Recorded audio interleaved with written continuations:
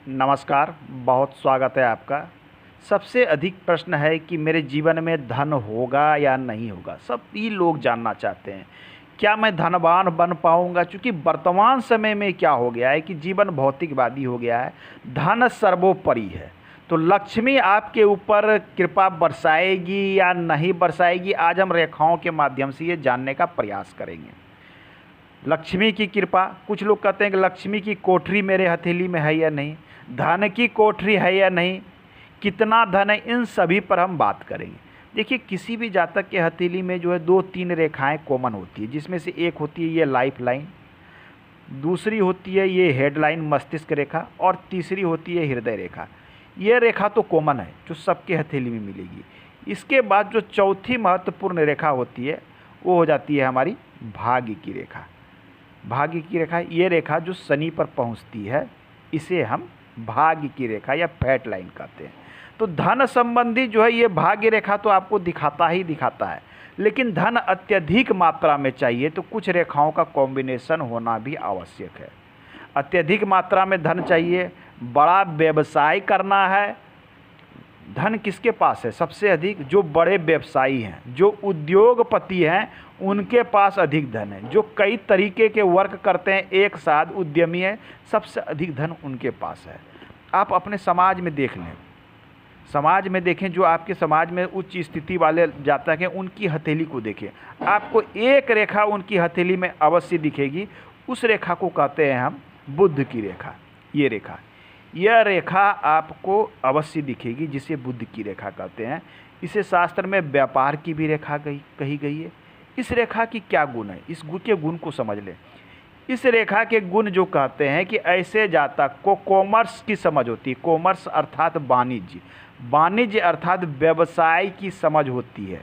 धन की समझ बहुत जल्द हो जाती है, मतलब बहुत ही कम समय में ऐसे जातक धन को समझने लगते हैं, मनी मैनेजमेंट को समझ लेते हैं।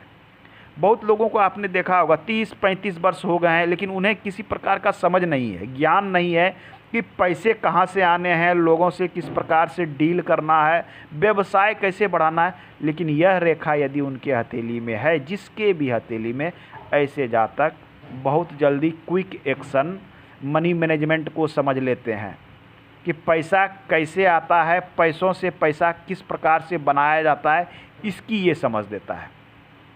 तो एक बात है कि ये तो समझदारी आपका बढ़ा दिया। दूसरा है कि ये आपके वाणी के कला को बढ़ा देता है। वाणी अर्थात बोलने की शक्ति। बोलने, व्यवसाय आपको करना है तो आपके बुध पर्वत महत्वपूर्ण हो जाता है। और ये रेखा कहाँ? बुध पर्वत पर जाती है। बुध को हम व्यवसाय से, वाणी से जोड़कर देखते हैं, नई सोच, नए इन्वेंशन से जोड़ते हैं। नई प्रकार की खोज करना, नए इन्वेंशन, नया नया तरीका सोचना, ये सारी चीज़ें देती है बुध। और बुध की रेखा आपकी अच्छी स्थिति थी, इन सब चीज़ों को बढ़ा देता है। अच्छे विचार होंगे तो आप लोगों से डील अच्छी प्रकार से कर पाएंगे। तो ऐसे जातक क्या होते हैं कि लोगों से डील कर पाते हैं।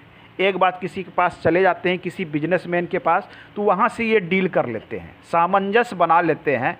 कोई भी व्यक्ति अकेला बड़ा व्यवसाय नहीं कर पाता है, एक मैनेजमेंट टीम होना चाहिए। तो ऐसे व्यक्ति के पास एक मजबूत टीम होता है, फ्रेंड सर्किल मजबूत होता है, व्यवसायियों का सर्किल होता है, जिसके कारण आगे बढ़ते हैं। ये सभी निर्भर किस पे करता है? आपके वाणी पर।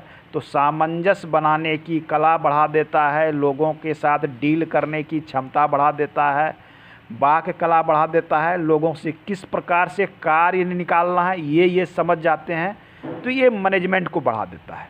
तो ये आपका चिन्ह है व्यवसाय की रेखा। अब है कि बहुत सारे हथेली में देखा है कि ये रेखा जर्जर अवस्था में रहता है, ये इस प्रकार से टूटी फूटी अवस्था में है। यदि इस अवस्था में रेखा है तो ये रेखा आपके व्यवसाय के अभिरुचि तो हो सकती है, इच्छाएं तो आपकी अनंत होगी कि मैं ये करूँगा, लेकिन जहाँ तक कुछ कर नहीं पाते। यदि व्यवसाय की रेखा जर्जर अवस्था में है तो इच्छा तो बहुत होगी कि मैं व्यवसाय करूं, बड़ा कुछ कार्य करूं, जीवन में आगे बढ़ूं, लेकिन ये आप इसमें सफलता नहीं मिलती। परिश्रम बहुत करते हैं लेकिन सफल नहीं हो पाते, या कभी कभी सोच के रह जाते हैं, आप आगे नहीं बढ़ पाते। ये चीज़ें उत्पन्न करती है। रेखाएं टूटी टूटी हुई हो, ये स्थिति सेम हो जाती है। केवल इच्छाएं मात्र रह जाती है कि हम बड़ा व्यवसाय करें, बड़ा वर्क करें, उद्यमी बने, उद्योगपति बने, लेकिन ये फलीभूत होते हुए नहीं दिखता है। उल्टे ये जर्जर जो रेखा होगा ये उल्टा फल देने लगता है। शास्त्र में इसे स्वास्थ्य की भी रेखा कही गई है। यह रेखा टूटा फूटा में होना कहीं न कहीं आपको स्वास्थ्य में ये समस्या देना शुरू कर देता है। यदि ये रेखा आपके हथेली में नहीं है तो ये स्थिति शुभ मानी जा सकती है, लेकिन यदि ये रेखा आपके हथेली में ये रेखा हो तो स्पष्ट हो, क्लियर हो, निर्दोष हो, नहीं तो ये रेखा ना हो तो ही अच्छा माना है। ये शास्त्र भी स्पष्ट लिखता है। ये है व्यवसाय की रेखा, इसे स्वास्थ्य की रेखा हम कहते हैं। शास्त्र में दोनों रेखा कही। अब देखिए ये सभी चीज़ों की समझ ये आपको दे दिया, मैनेजमेंट दे दिया। हमारी मस्तिष्क रेखा होती है। कोई भी व्यक्ति जीवन में कितना आगे बढ़ेगा ये उसकी सोच पर निर्भर करती है। तो अच्छी मस्तिष्क रेखा यह बताती है कि व्यक्ति का सोच उच्च है, व्यक्ति का सोच अच्छा है। किस प्रकार से समझेंगे कि हेडलाइन अच्छी है आपकी? हेडलाइन अच्छी होने का मतलब है कि हेडलाइन आपकी स्ट्रेट हो, सीधी हो, निर्दोष हो, क्लियर हो, तो हेडलाइन अच्छी मानी जाएगी। अंत में दो भाग में बंटती है तो ये और भी सर्वोत्तम स्थिति मानी जाती है।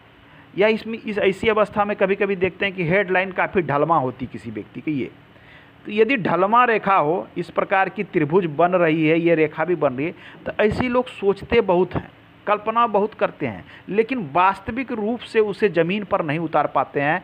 सिर्फ कल्पना मात्र हो जाती है, मन की इच्छाएं मात्र हो जाती है। तो रेखाएं, मस्तिष्क रेखा अच्छी हो, आपकी भाग्य रेखा यदि अच्छी है, साथ में ये व्यवसाय की रेखा अच्छी है, मस्तिष्क रेखा अच्छी है, भाग्य रेखा आपके कर्म फल को दिखलाता है। आप जो कर्म कर रहे हैं उस कर्म में सपोर्ट करेगा आपको भाग्य रेखा। भाग्य रेखा यदि हथेली में निर्दोष अवस्था में है, क्लियर अवस्था में है, तो ऐसे जातक को किसी भी कार्य में हाथ डालते हैं तो वहाँ पर इन्हें नुकसान होने की संभावना नगण्य हो जाती है। वहीं इसके उलट किसी की भाग्य रेखा टूटी फूटी सी रहती है तो ऐसे जातक प्रयत्न तो करते हैं, लेकिन किसी न किसी कारण से अड़ंगा लग जाता है, उसके कार्य जो है संपन्न नहीं हो पाते हैं, या वो कार्य को छोड़ देता है, बीच में छोड़ देता है। कई बार किसी कारण से कुछ हो जाता है, नुकसान हो जाता है। लेकिन परंतु जब आपकी रेखाएं क्लियर है तो इच्छाएं यहाँ पर आपकी ये उत्पन्न कर देगा, व्यवसाय के गुण उत्पन्न कर देगा, और ये भाग्य आपको सपोर्ट करके एक बड़ा उद्योगपति बना देगा। ये चीज़ें होती है। अब ऐसे जातक जो होते हैं उद्योगपति, व्यवसायी बनने के लिए, तो क्या ऐसे जातक नौकरी नहीं कर सकते? बिल्कुल कर सकते हैं। यदि ऐसे जातक नौकरी करते हैं, करते हुए व्यवसाय की ओर अभिरुचित है, तो इन्हें उन्नति मिलेगी।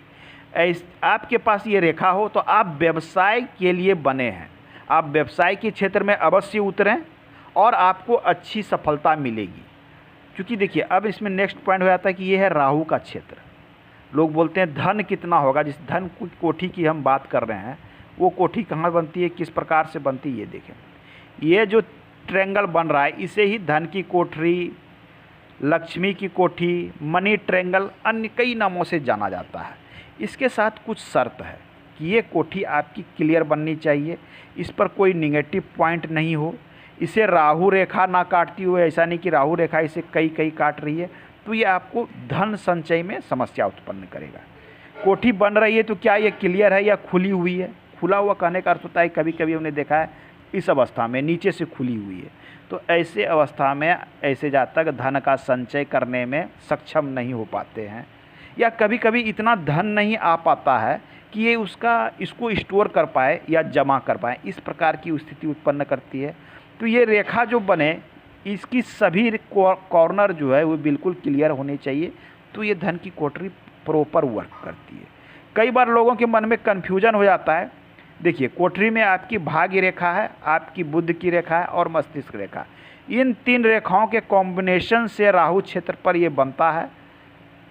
इसी में कुछ रेखाएं बनती किस प्रकार से है, ये आपकी लाइफ लाइन से निकल कर जा रही है।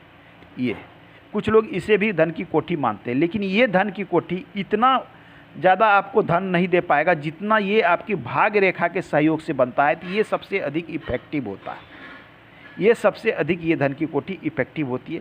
साथ में यदि जीवन रेखा से इस प्रकार से लाइफ ये आपकी बुध की रेखा निकलती है तो कहीं ना कहीं स्वास्थ्य संबंधी ये समस्या उत्पन्न कर देता है। रेखाओं में थोड़ा से भी डिफ्लेक्ट होगा तो स्वास्थ्य संबंधी अत्यधिक समस्या उत्पन्न करेगा, और उम्र के इस पड़ाव में ऐसे जातक को विशेष सतर्क रहना पड़ता है।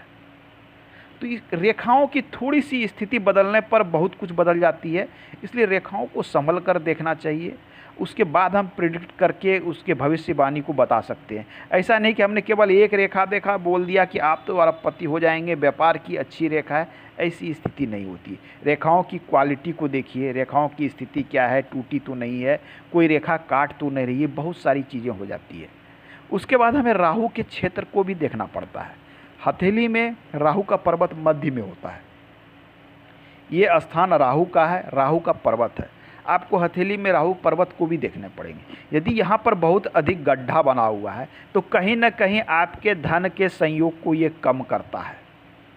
यहाँ पर धंसा हुआ है या काले दाग हैं, धब्बे हैं, किसी प्रकार के निगेटिव चिन्ह है, अत्यधिक मात्रा में यहाँ राहु की रेखाएं हैं, यदि ये रेखाएं अत्यधिक मात्रा में है तो आपको धन संबंधी संचय में भी ये समस्या उत्पन्न करेगी।